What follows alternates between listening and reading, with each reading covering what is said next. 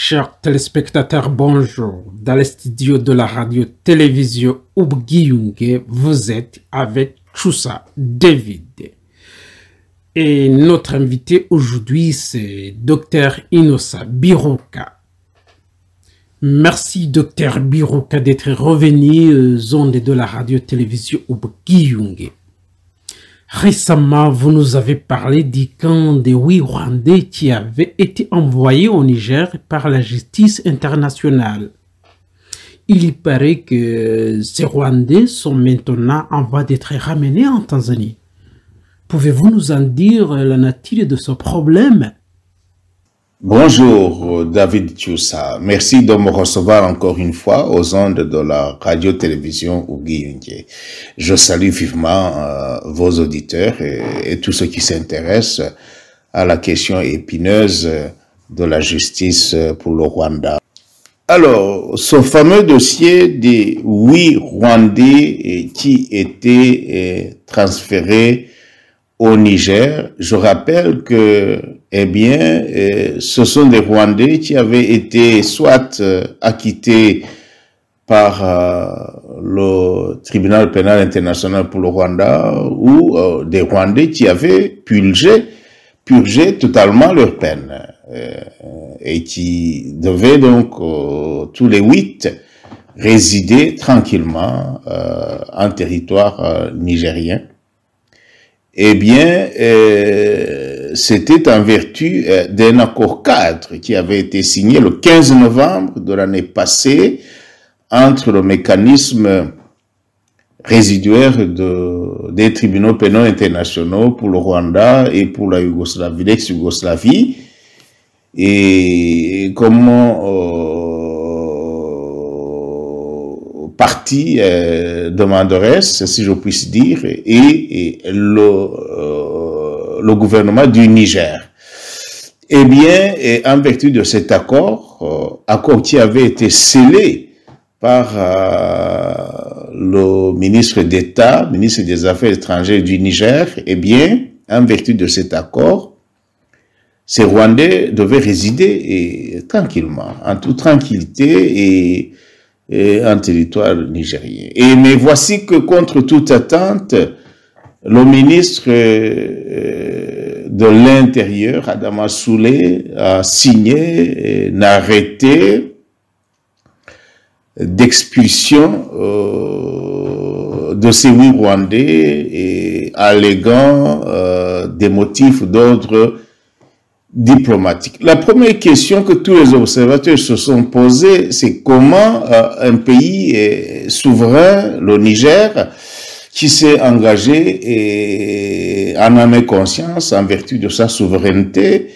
puisse, en ayant seulement 45 jours, faire volte-face pour demander aux 10 Rwandais de quitter son territoire. Une défense assez vigoureuse s'est directement mise en place. Il a parlé à la nation et à la communauté internationale de tout le scandale que représentait la décision du Niger d'expulser les 10 Rwandais. La défense a également eu ce mot à dire. Et des amis de par le monde ont aussi pris la parole pour dénoncer ce que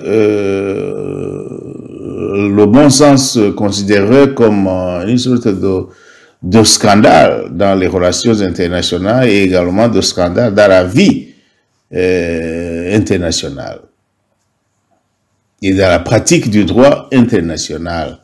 Les familles également n'étaient pas en reste et elles ont également pris la parole parce que tous les 8 avaient demandé avec insistance depuis plusieurs années déjà de rejoindre leur famille et donc d'avoir un visa pour rejoindre le pays d'accueil de leurs familles respectives. Donc voici la question, comment elles se posaient, en tout cas à Noël.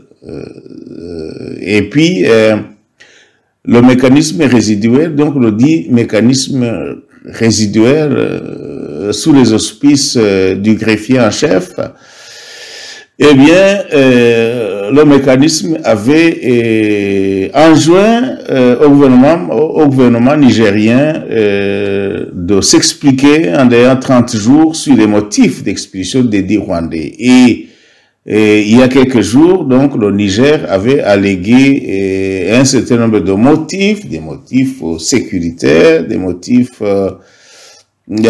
diplomatiques, etc., etc., pour justifier que les 10 Rwandais doivent quitter le territoire nigérien.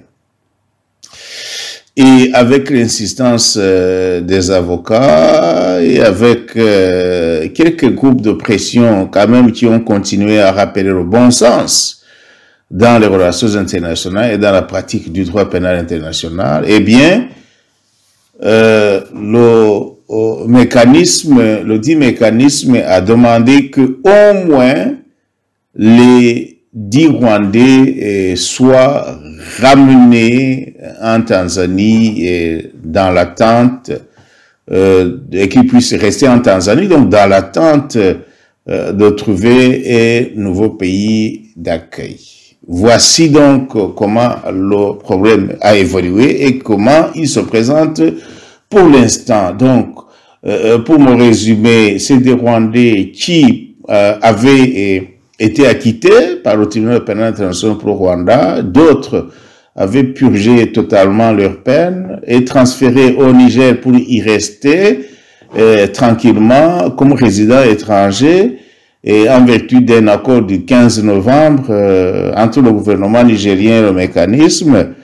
Quelques jours après, 45 jours après, le gouvernement nigérien décide de leur expulsion et le mécanisme demande qu'au moins ils soient retournés dans le pays d'où ils étaient originaires, c'est-à-dire la Tanzanie, parce que c'est là où ils avaient été emprisonnés plusieurs années avant. Et maintenant, donc, la nouvelle destination, en fait, c'est le retour dans la case de départ, à savoir la République de Tanzanie, et c'est un scandale. Des gens qui ont totalement purgé leur peine, ou des gens qui ont été acquittés, maintenant qui sont dans le va-et-vient entre le pays dans lequel ils étaient emprisonnés et le pays qui avait accepté qu'ils y soient transférés. Voici donc les données du scandale que nous avons en présence. Merci. Mais, Dr Biruka, vous qui êtes juriste et ancien membre du tribunal pénal international pour le Rwanda à Arusha, on sait que ces personnes ont été acquittées ou ont purgé leur peine et puis ont été transférées au Niger. Et le Niger, voilà les expulser. Ils vont finalement être renvoyés en Tanzanie. Qu'en pensez-vous? Oui. L'essentiel de la problématique vient d'être résumé par mon précédent propos.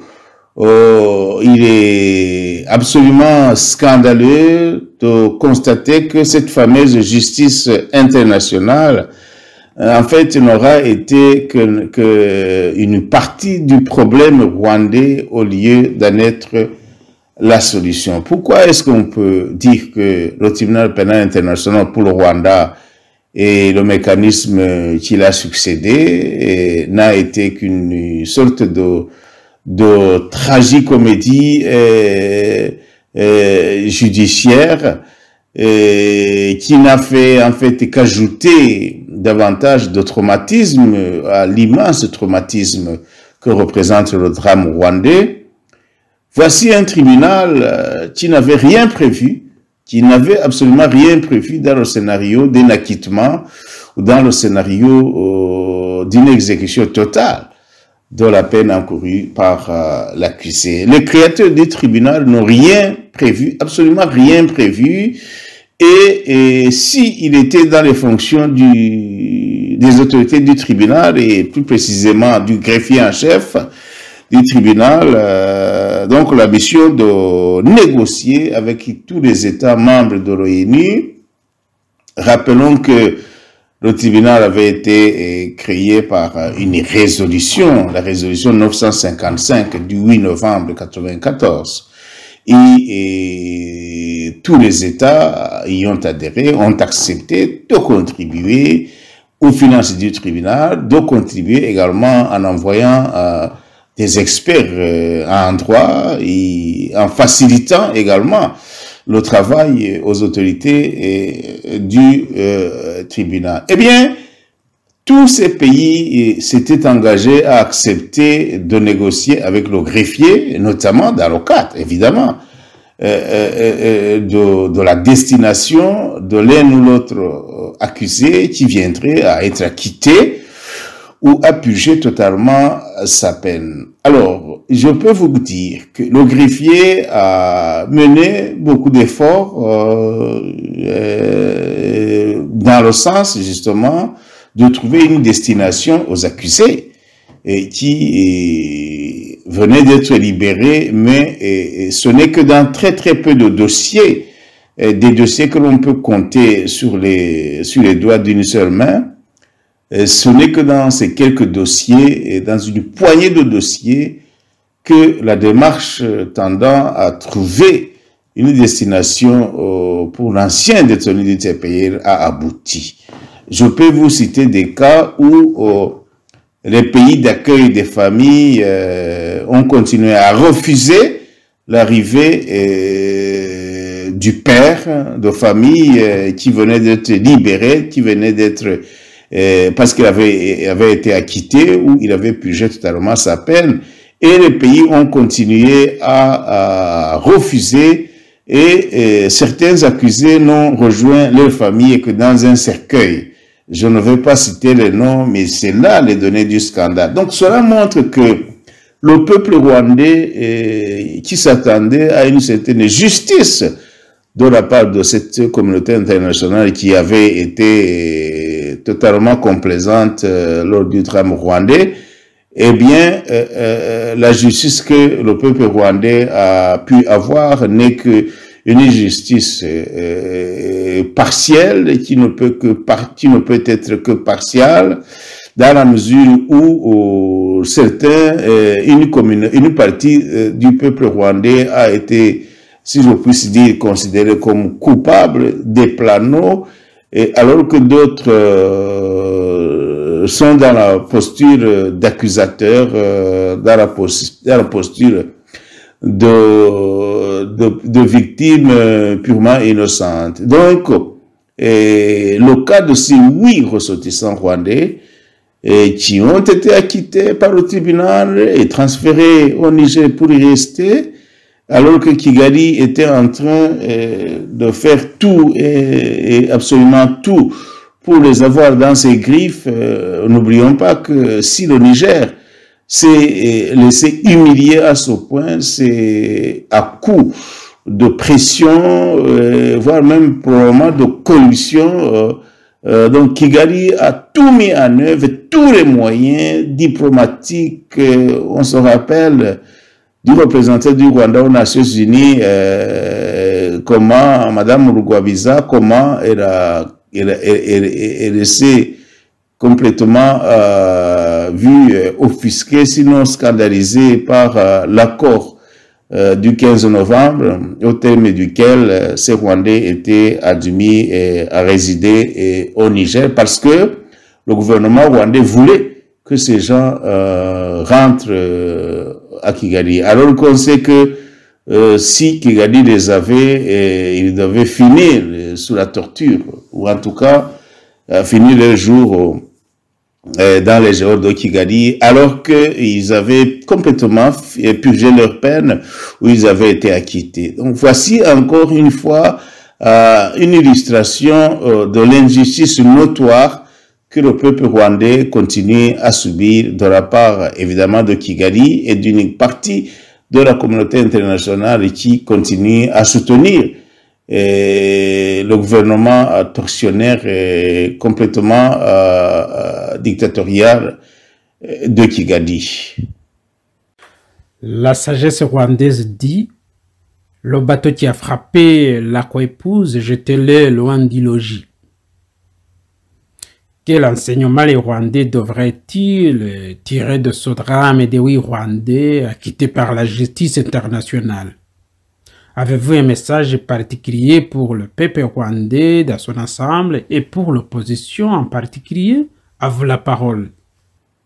Alors, beaucoup de leçons à tirer de ce dossier des 8 Rwandais, des 8 sinistrés. On peut parler de sinistrés, de 8 sinistrés qui sont en train d'être moralement persécutés et même physiquement persécutés par une certaine communauté internationale,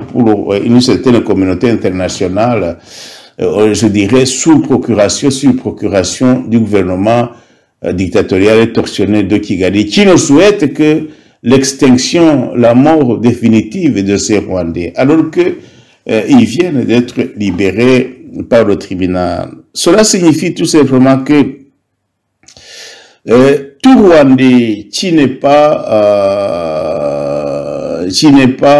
se reconnaît pas dans le projet du FPR Inkotanyi, eh bien, tout Rwandais qui est de l'autre côté dans l'histoire, eh bien, chaque Rwandais qui ne se reconnaît pas dans le projet cynique du FPR, eh bien, ce qu'il mérite, c'est de mourir et de mourir dans l'humiliation totale. Donc, c'est pour dire tout simplement que cette expérience totalement ahurissante et honteuse des 8 Rwandais au Niger, eh bien, devrait inspirer ouvrir les yeux à tous ceux qui demandent le changement au Rwanda afin qu'ils sachent qu'ils ne peuvent pas compter sur cette communauté internationale, d'ailleurs, qui a joué un rôle dans la descente aux enfers que a connu notre pays.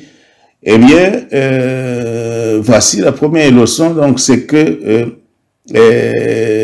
il faut que tous les Rwandais comprennent que ils doivent se lever et exiger plus de liberté, plus de démocratie au Rwanda, et ce n'est pas la communauté internationale qui va apporter ce changement au peuple rwandais. La deuxième chose, c'est que il n'y a pas de justice internationale. Moi, je suis juriste, mais je ne crois pas du tout à cette justice internationale. Il y a un auteur qui a d'ailleurs parlé de diplomatie judiciaire. Donc, cette justice pénale internationale, en fait, n'est que le reflet de la diplomatie du réel politique.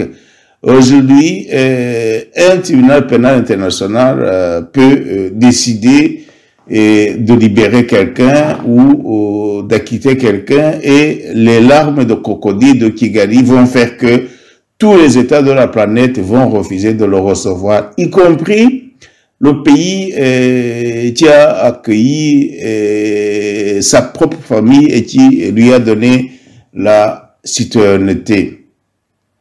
Et pour terminer, je dirais simplement que les Rwandais, c'est eux qui vont se rendre justice à eux-mêmes. Le peuple rwandais réuni, c'est lui qui va revisiter son histoire, déterminer les auteurs du drame monumental qu'il a connu et décider de l'avenir pour se tourner vers l'avenir.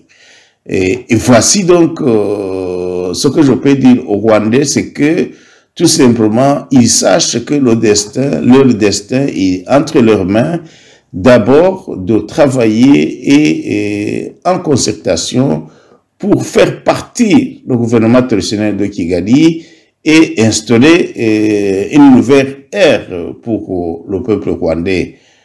Cette nouvelle ère, nous, du CNRD-FLN, nous la préparons parce que il va y avoir un débat national inclusif, hautement inclusif, où le peuple rwandais va revisiter son histoire, va faire la part des choses, déterminer la part de responsabilité de chaque acteur, la communauté internationale, les partis politiques, la famille Hutu, la famille Tutsi, les Twa, la classe politique, les intellectuels du Rwanda, etc., etc. Et puis, ce sera à cette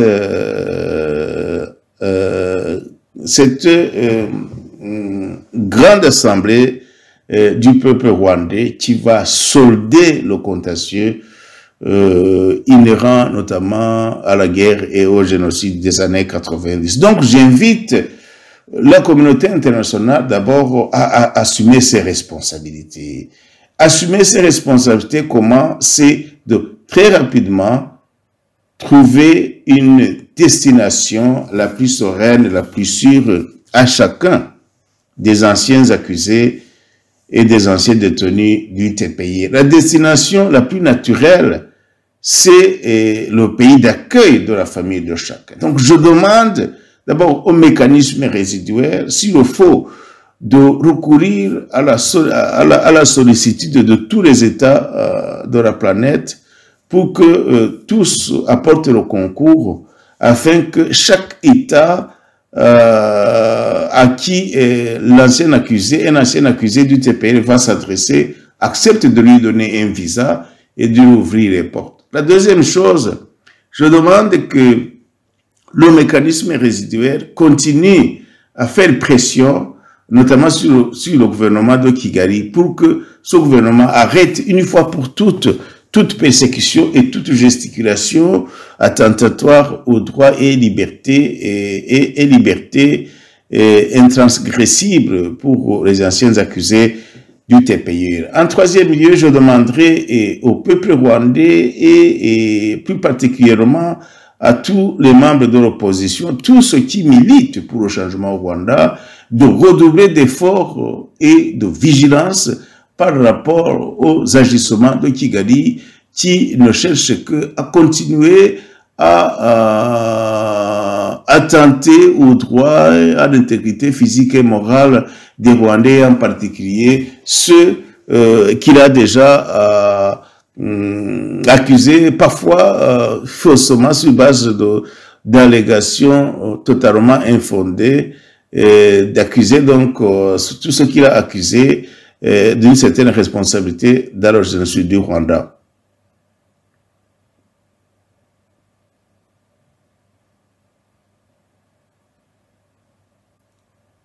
Voilà donc, je vous remercie, David Choussa. Je pense que tous les observateurs comprennent maintenant que ce va-et-vient des anciens accusés du TPIR n'est qu'une persécution de plus, parce qu'il y a des gens qui ont purgé leur peine depuis plus de 15 ans, ou qui ont été acquittés depuis plus de 15 ans. Par exemple, le ministre André Nagerura a été acquitté depuis plus de 15 ans. Donc, il faudrait que tout le monde ouvre les yeux pour exiger que ce droit qui a été écrit par de bons juristes, ce droit qui a été bien articulé, que ce droit soit enfin respecté, que ne soient sanctionnés que ceux qui ont commis des crimes et que ceux qui ont été acquittés puissent réintégrer leur liberté et leur vie de famille. Je vous remercie. Merci, Dr Enosa Biruka. Merci aussi, chers fidèles de la radio-télévision Ubgiyunge. Je rappelle que Dr Enosa Biruka est expert en droit et secrétaire adjoint du CNRD-FLN. Dans le studio de la radio-télévision Ubgiyunge, vous étiez avec Choussa David. À la prochaine.